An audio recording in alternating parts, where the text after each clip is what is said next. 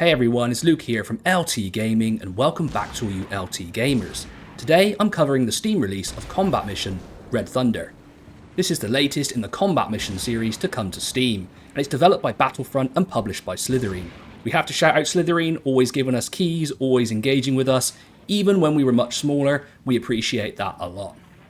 But before we start, make sure to like, comment and subscribe. Our videos really get pushed when you like them and we need that support. Me and Tom really appreciate it. Combat Mission Red Thunder focuses on the hard-fought Eastern Front, from the swamps of Belarus to the gates of Warsaw during the summer of 1944.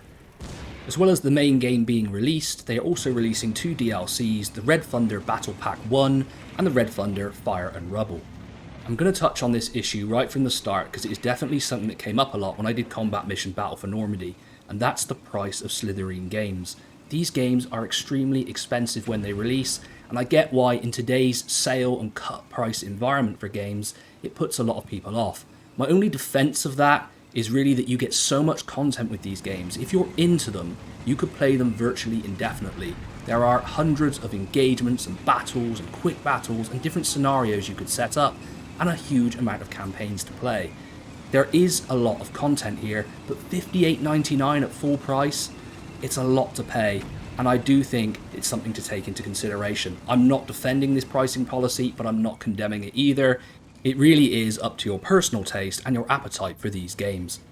Of course, being the Eastern Front, you're playing as either the Soviet or German forces, and in the base version, you'll fight your way through two highly detailed and thoroughly researched campaigns. If you are a lover of tanks, the Eastern Front will be for you, as there is a lot of tank battles. In particular, when I was playing today, I really enjoyed the focus on tanks and armoured warfare. It was a huge amount of fun, and while I did lose a lot of my tanks, I took many of the enemies with me, and the huge scale engagements in this one are particularly fun. Sometimes I can find the infantry mechanics in Combat Mission a little finicky, but I really enjoy playing with large battle tanks and the effect that they can have during a conflict. Also included are 18 standalone battles, and if you want to play around, you can use the quick battle maps to set up your own custom scenarios.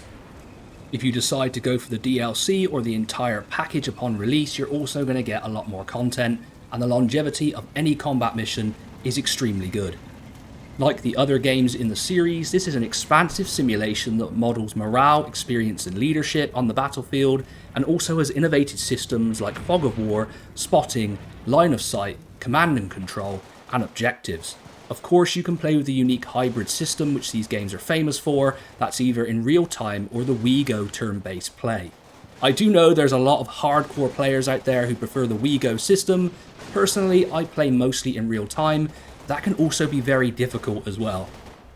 But when it comes to graphics, we have to admit the game is no longer up to 2023 standards. It does a decent job at scale, but look, as soon as you zoom out, trees disappear, the units don't look that great anymore. To be honest, performance is generally so bad in these games that you have to turn the 3D models down to the fastest setting anyway. I'd recommend that.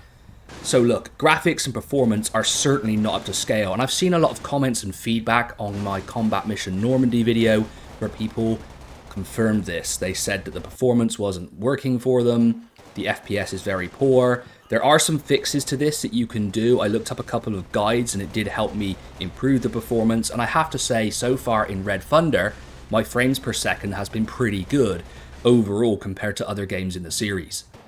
But the engine needs an update. I have to agree with the fans here. I have to agree with a lot of the comments I've seen. It doesn't detract from what is an excellent game with amazing gameplay that isn't often replicated today.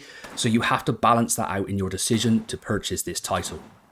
So to summarize, if you're a Combat Mission fan and you like big, large tank battles on the Eastern Front, I really think you're going to get a lot of enjoyment from this game despite its high price point.